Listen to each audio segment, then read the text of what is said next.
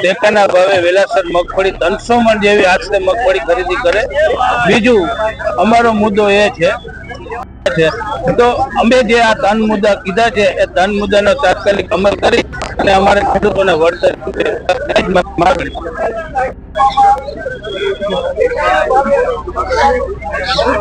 એવો અવાજ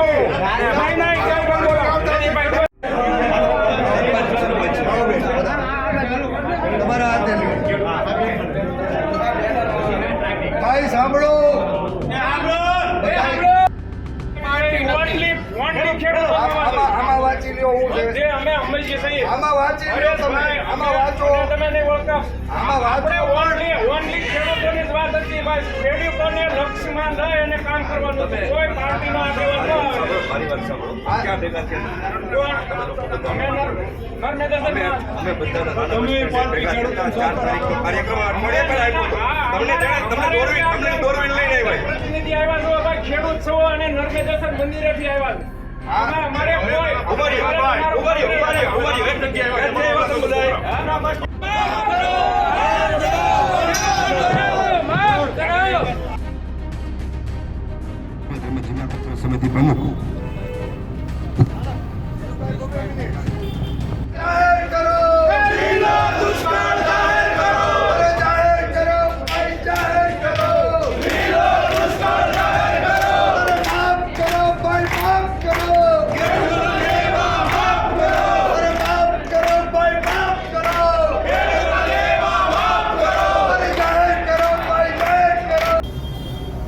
જે અહીંના ધારાસભ્ય છે જયારે ભાઈ રવિભાઈ બધા ગયા હતા અને એનો વિરોધ થયો તો જાહેર કરો, અરે માફ કરો ભાઈ, માફ કરો, ખેડૂતોના દેવા માફ કરો, અરે માફ કરો ભાઈ, માફ કરો, ખેડૂતોના દેવા માફ કરો, અરે જાહેર કરો ભાઈ, જાહેર કરો।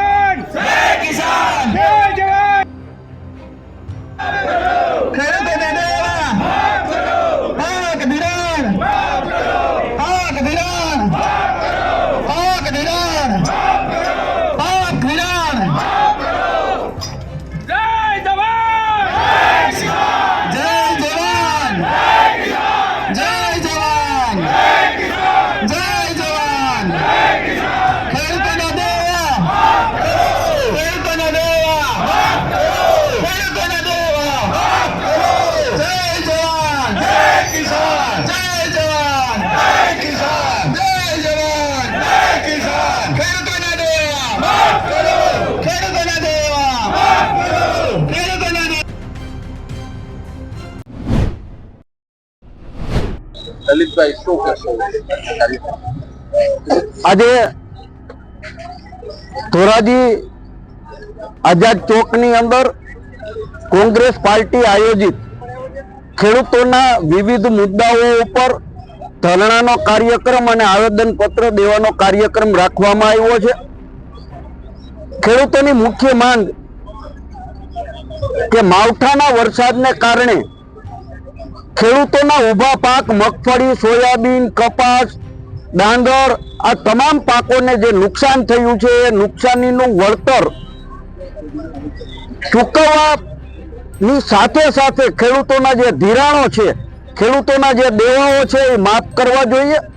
પાક વીમા યોજના ફરીથી ચાલુ કરવી જોઈએ અને ટેકાના ભાવે 300 મણ ખેડૂતોની ખરીદી તાત્કાલિક ધોરણે કરવામાં આવે એ માગણી સાથે આજે ધરણાનો કાર્યક્રમ રાખવામાં આવેલ છે. સરકારે સર્વેની વાત કરી, પરંતુ સર્વે ટીમ ગામડાઓ સુધી પહોંચી નથી કે શું? સરકાર પોતે અવઢવની સ્થિતિમાં છે. કૃષિ વિભાગ પહેલો પરિપત્ર કરે કે 20 દિવસની અંદર સર્વે પૂરો કરવો. રાજ્યના કૃષિ મંત્રી 7 દિવસમાં સર્વે પૂરો કરવાની વાત કરે. ગુજરાતના મુખ્યમંત્રી 3 દિવસમાં સર્વે પૂરો કરવાની વાત કરે. એટલે સરકાર વચ્ચે ક્યાંક ને ક્યાંક અસમજતા બનાવવાનું વાતાવરણ છે. સર્વે કરવાની કોઈ જરૂર નથી. રાજ્યના મંત્રીશ્રીઓ, રાજ્યના ભારતીય જનતા પાર્ટીના ધારાસભ્યો સૌ મીડિયા સામે આવીને ખેડૂતોને નુકસાની થઈ ગયાની વાત કરે છે. ત્યારે રેન્ડમલી સર્વે કરીને આખા ગુજરાતના ખેડૂતોને પાક નુકસાનીની સહાય તાત્કાલિક ધોરણે ચૂકવવી જોઈએ.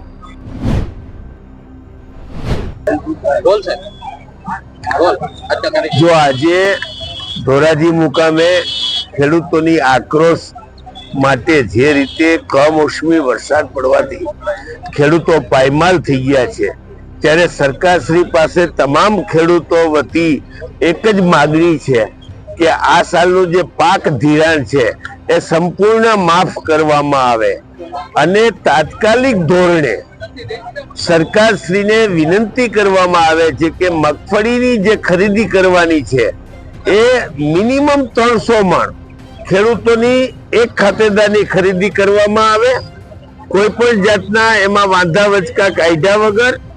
અને જે રીતે દર વખતે ક્લાઇમેક્સ ચેન્જને હિસાબે માવઠા વાવાઝોડાના કાયમને માટે ત્રાસ જ્યારે કુદરતી આવી રહ્યો છે, ત્યારે આ ખેડૂતોને બચાવવા માટે કાયમી ધોરણે પાક વીમાની યોજના આવવી જોઈએ એવી ખેડૂતો વતી માગણી છે. લલિતભાઈ, ખાસ કરીને સરકારે એવું કહી છે કે સર્વે પૂર્ણ થઈ ગયું છે. શેનો સર્વે કાકા?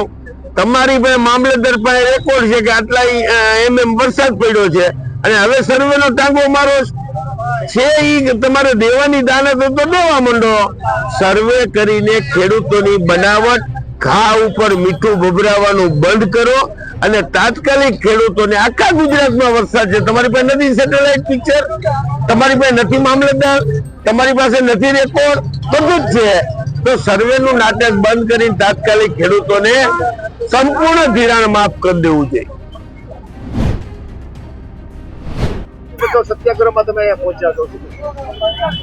અમરેલી જિલ્લામાં આજે બીજો દિવસ. ગઈકાલે વડિયા, બગસરા અને અત્યારે ધારી મોટી સંખ્યામાં ખેડૂતો ઉમટ્યા અને આવેદનો અને ધરણા. બપોર પછી ખાંભાથી લઈને આખો રૂટ જે ગઈકાલે કીધું એ પ્રમાણે ખેડૂત ખેતી બચાવો સત્યાગ્રહ. અને આ સત્યાગ્રહની અંદર એક જ પ્રકારની માંગ, એક જ વાત કે ફક્ત ખેડૂતના દેવા માફ કરો, બાકીની વાતો બંધ કરો. ખેડૂતના દેવા માફ થશે તો હું મુખ્યમંત્રી શ્રીનું અમરેલી જિલ્લામાં સન્માન કાર્યક્રમ રાખીશ. ભારતીય જનતા પાર્ટીના ધારાસભ્યોનો દેવા માફી થશે તો હું સન્માન કાર્યક્રમ રાખીશ. ભાજપના લોકો મારફત એક સંદેશો આપવા માંગુ છું કે તમે તમારા સરકારની અંદર કે આપણી સરકારમાં રજૂઆત કરો. ખેડૂતોને એક હાથ જોડીને વિનંતી કરું છું કે તમે જ્યાં બેઠા હો, જ્યાં સાંભળતા હો, તમારા ગામના સરપંચો પાસે લેટર લખાવો દેવા માફીનો. તમારા તાલુકાના સભ્ય પાસે લેટર લખાવો દેવા માફીનો. તમારા જિલ્લા પંચાયતના સભ્ય પાસે લખાવો લેટર દેવા માફીનો. તમારા ધારાસભ્ય પાસે લેટર લખાવો દેવા માફીનો. સાંસદ મારફત લખાવો લેટર દેવા માફીનો. જેટલા ખેડૂતો માટે લેટર લખશે એના પણ હવે હું સન્માન કરીશ. ગઈકાલે મેં વાત કરી એ પ્રમાણે કે બિન રાજકીય ફક્ત ખેડૂત સિવાયની બીજી કોઈ વાત નહીં, ખેડૂતનું હિત થાય એ જ અમારો ધ્યેય છે. એના ભાગરૂપે આજે અમે બીજા દિવસે ખૂબ મજબૂતાઈથી આગળ વધી રહ્યા.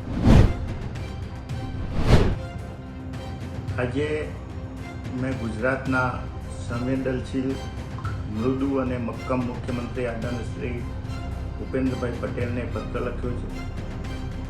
પત્ર એટલા માટે લખ્યો છે કે છેલ્લા ઘણા સમયથી ગુજરાતના ખેડૂતોની પરિસ્થિતિ પડ્યા ઉપર પાટું જેવી છે. ચાલુ સાલે ભારે વરસાદ આવ્યો, માવઠું થયું, એના લીધે ખેડૂતોની પરિસ્થિતિ ખૂબ જ કફોડી બની છે.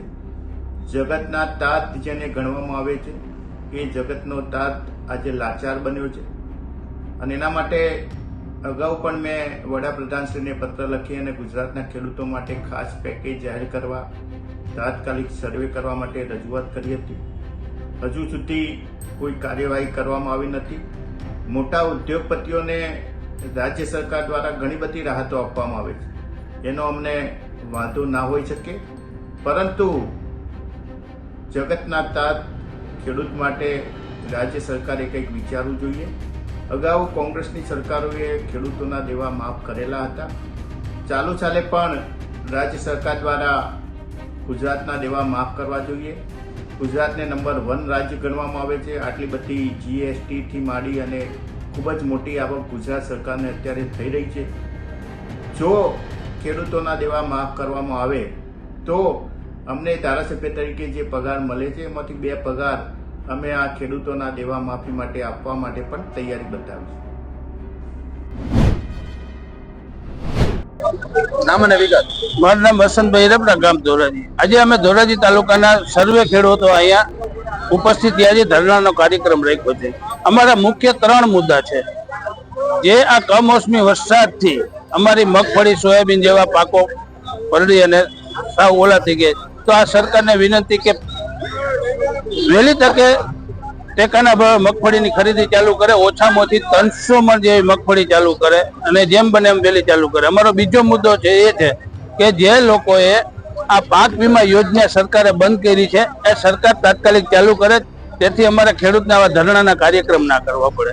અને અમારો ત્રીજો મુદ્દો એ છે કે જે અમે સર્વે ખેડૂએ આ ધિરાણ આ વર્ષે ઉપાડ્યું છે એ તમામ ધિરાણ અમને માફ કરે. કારણ કે માફ કરવાનું કારણ એ અમે કહી છીએ કે અમારો પશુને ખાવા માટે ચારો પણ નથી વધ્યો. અત્યારે અમારે ખેડૂતને પશુને ખવડાવવું તો શું ખવડાવવું, એ માટે અમે આ તાત્કાલિક 3 મુદ્દા જે કીધા એ સરકાર અમારા 3 મુદ્દાની વિગત લે અને અમને જેટલી બને એટલી વળતર તાત્કાલિક ચૂકવવા સરકારને વિનંતી. બસ એ જ મારું કહેવા.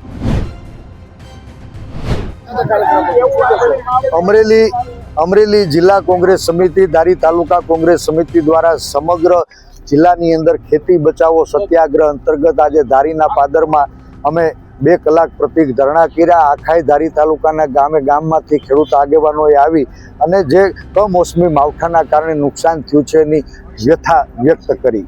ખેડૂતોને સાંભળ્યા પછી એ વાત ઉડીને સામે આવી છે કે આજ કપાસ અને ખેતીના મુખ્ય અને ગૌણ પાક પકવતા ધારી તાલુકો અમરેલી જિલ્લાના ખેડૂતો 1 વીઘો કપાસની જણસ લેવી હોય તો વીઘે 3400 રૂપિયા ખેડનો ખર્ચો થાય, ખાતર બિયારણના 3570 જાય, દવા અને ફૂગનાશકના 2000 થાય, મજૂરીમાં 2900 ખર્ચાય, અન્ય ખર્ચો 6500 મળીએ તો 1 વીઘા કપાસમાં 18370નો તો ખર્ચો કરી ચૂક્યા છે.